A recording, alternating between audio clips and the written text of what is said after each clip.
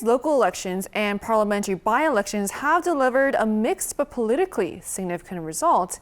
The ruling Democratic Party made sweeping gains across most of the country, but the conservative opposition managed to hold on to some key battlegrounds.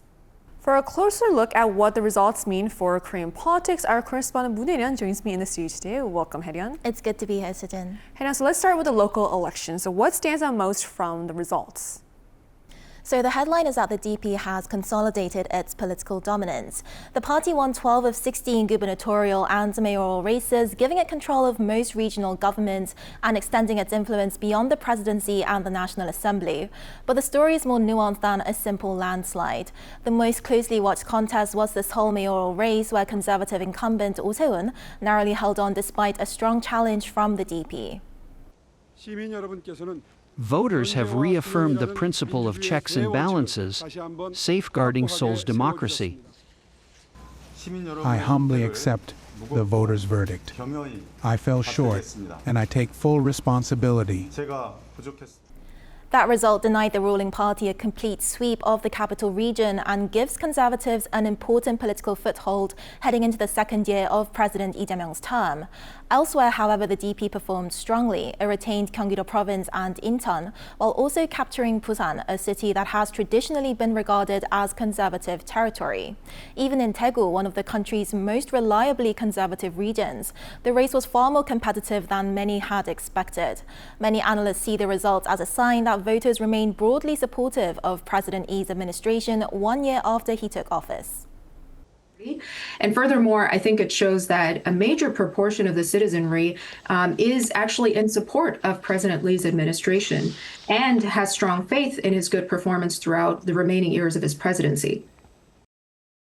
Right, so you just covered the local elections for us, but at the same time, voters also elected new lawmakers in a series of parliamentary by-elections. So what stood out here? So several contests carried a significance far beyond the constituencies themselves.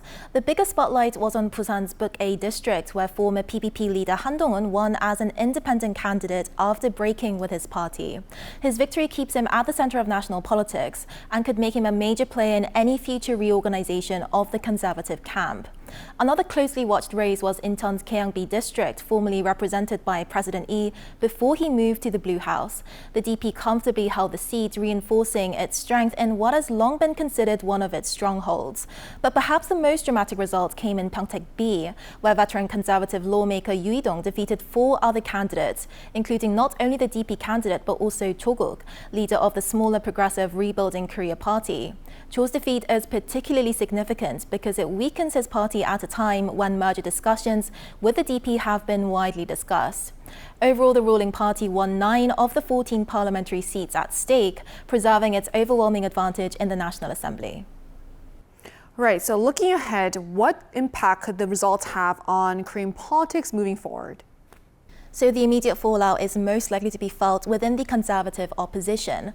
Although the PPP managed to defend Seoul and gain several parliamentary seats, its poor performance nationwide is expected to trigger renewed debate over the party's direction and leadership.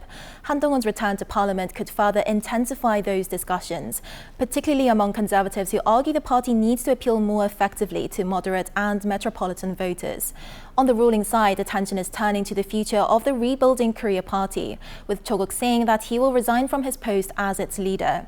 His defeat may complicate merger talks with the DP, at least in the short term, although pressure for broader progressive unity could re-emerge before the next general election in 2028.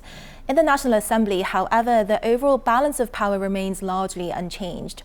Together with allied parties, the DP still controls more than 180 seats, enough to fast-track legislation and overcome filibusters. At the same time, the opposition retains enough seats to block constitutional amendments, ensuring that confrontation between the two sides is likely to continue. So while these elections strengthened the ruling party, they also set the stage for an intense battle over the future direction of both the government and the conservative opposition. So it looks like there's a lot to keep an eye on in the days ahead. Thank you so much for your coverage today, Hae-ryun. Thank you for having me.